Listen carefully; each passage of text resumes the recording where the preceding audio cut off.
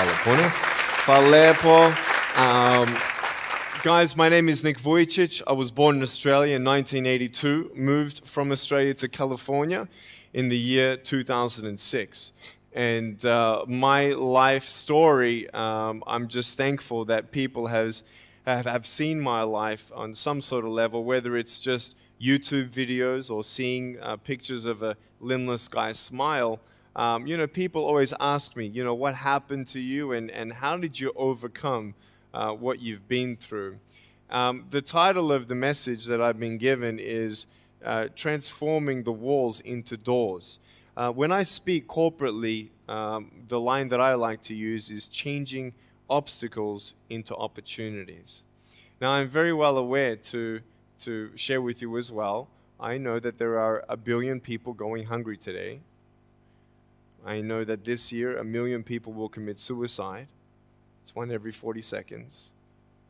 I know today there are 120 million slaves, and I've met sex slaves, and I've seen the top of the pyramid as far as business and met the billionaires. I've met bankers, and I've also met orphans. We're all looking for something. We're all looking for hope. Hope you can't just have just because you were born with hope. No, we're born with pain. We're born and live through difficulties. And in our life, my parents always taught me that even though we don't know why I was born this way, that we have a choice. Either to be angry for what we don't have or be thankful for what we do have. The power of that choice was the first thing that I had to overcome and decide for myself, especially in the early years of school. A lot of kids would come up to me and tease me. And I've been speaking at 5 congresses. I've met 7 presidents all around the world. My largest crowd was 110,000. I have 30,000 invitations for me to speak.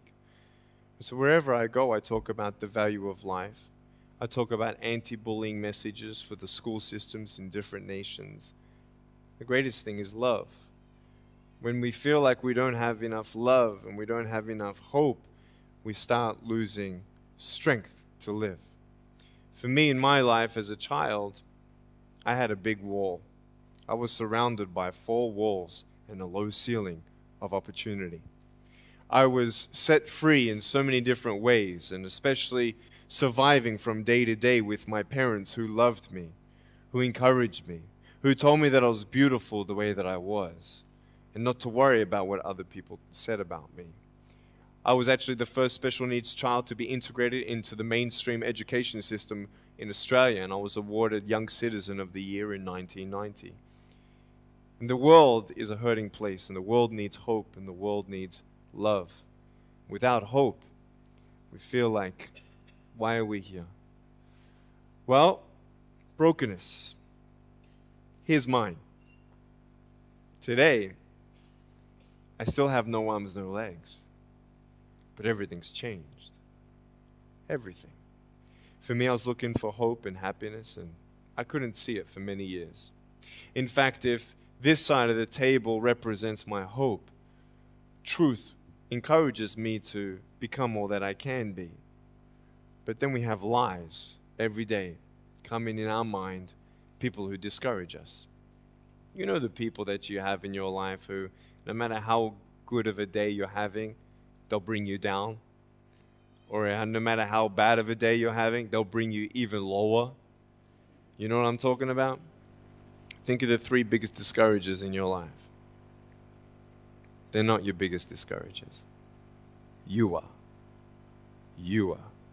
It only takes 3 seconds for me to tell you something discouraging. But then you may never forget my words. I've met so many 50-year-old women and 40-year-old women who still remember what their fathers told them that they wish they never heard. Words are powerful. When you hear those words and then your mind starts growing with these lies. Nick, you're not good enough. Nick, just give up. Nick, you're never going to get a job. You won't get married. You can't even hold your wife's hand. What kind of a father are you going to be if you can't even pick up your kids when they're crying? You're alone. Sure, your parents hug you, but their hugs can't heal you.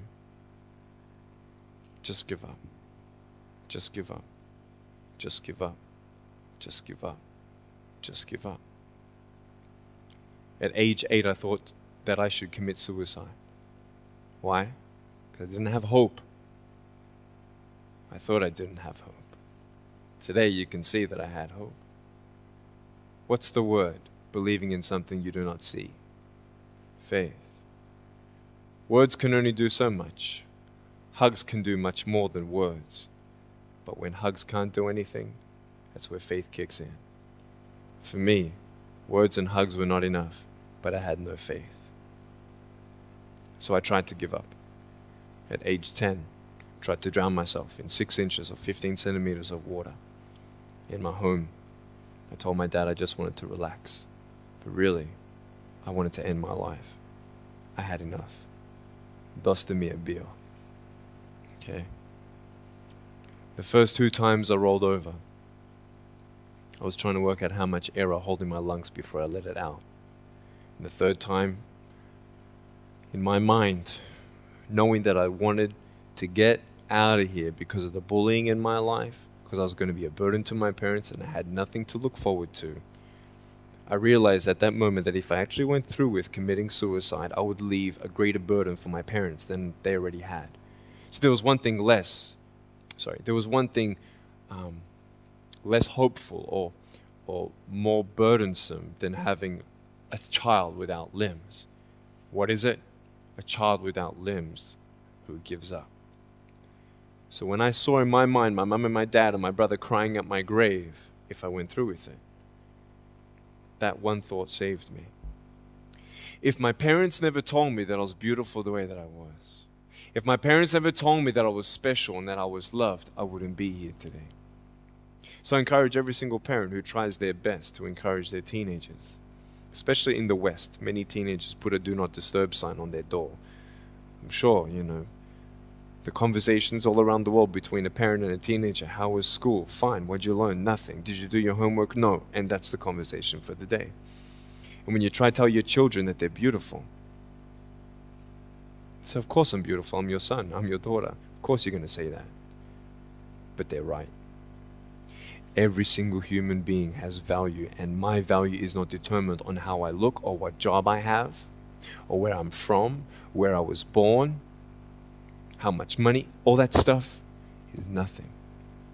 So many teenagers, tease each other for how we look, and I tell the teenagers, do you think that I'm cool enough to be your friend? They're like, yeah, of course. I said, but I have no arms, no legs. They said, doesn't matter. I said, really? So it doesn't matter that I have no arms, no legs? I said, no, it doesn't matter. I said, then actually, if it doesn't matter, then why do we kill each other with our words if it actually doesn't matter? Why do we look ourselves in the mirror and see ugly instead of valuable? I want to ask you today, what are you looking for? If I gave you $1 billion, would you be happy? If you gave me $1 billion, I'd be very happy. But then if my mum dies tonight, am I happy? No. With all the money in the world, I'll never be happy.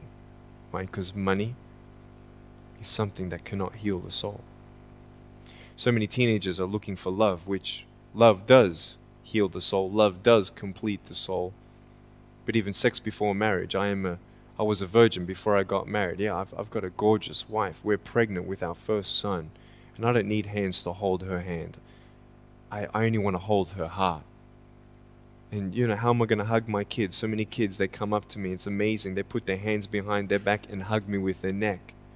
And I've realized in life, even the worst parts of my life can be turned into good. And they're even more special. So many teenagers, they're looking for love. So they're going to go do this and go do that and have sex before marriage. For me, sex out of marriage is like a $5 Gucci watch.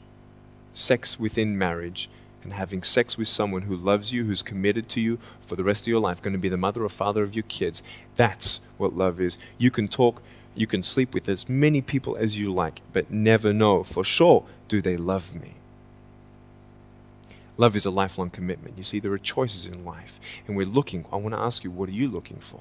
Well, if I can just get drunk, why not, man? I only live once. Well, if that's the way you believe, great. But for me, I'm a greedy man. I don't want to live for 90 years. I want to live for billions of years. And I know that every day my choices will affect this life, other people's life, and my eternal life. You got to come to the truth of knowing who you are and why you're here. William Barclay, he said, the greatest 2 days in anyone's life, the day you were born and the day you knew why. So, you're ugly. No, I'm beautiful the way that I am.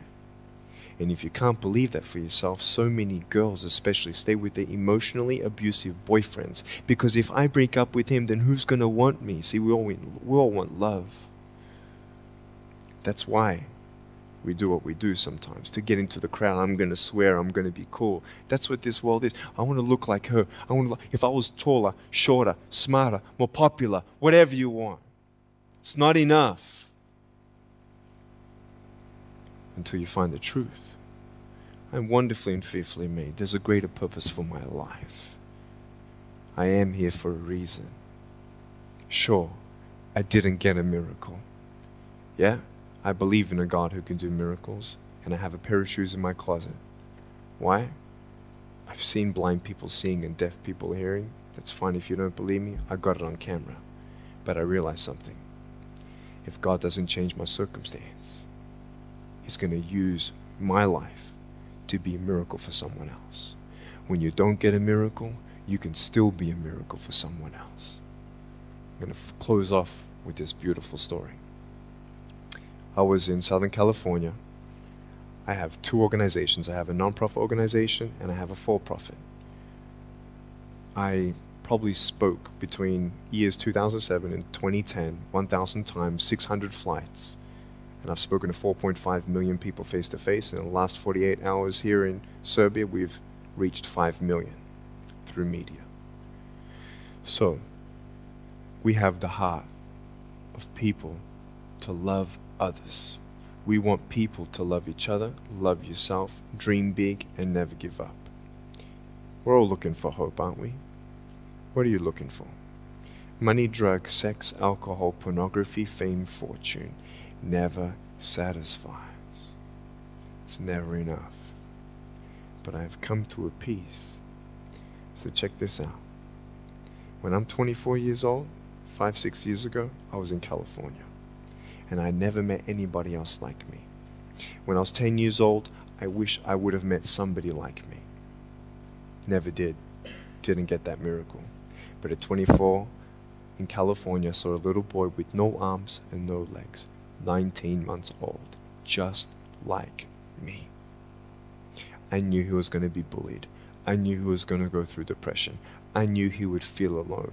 I knew that he would get worried if he's ever going to have a girlfriend, and so on and so on. I got the father to bring him up on stage in front of 2,000 people. And everyone was crying.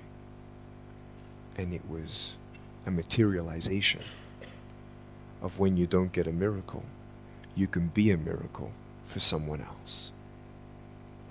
I am not a superhero. I go through ups and downs. So do you. But take one day at a time. And if you haven't found that peace of knowing who you are and why you're here, and where you're going when you're not here, for me, I want you to know that's how I've overcome. I don't have any walls. My book's called Life Without Limits. And what will be, will be.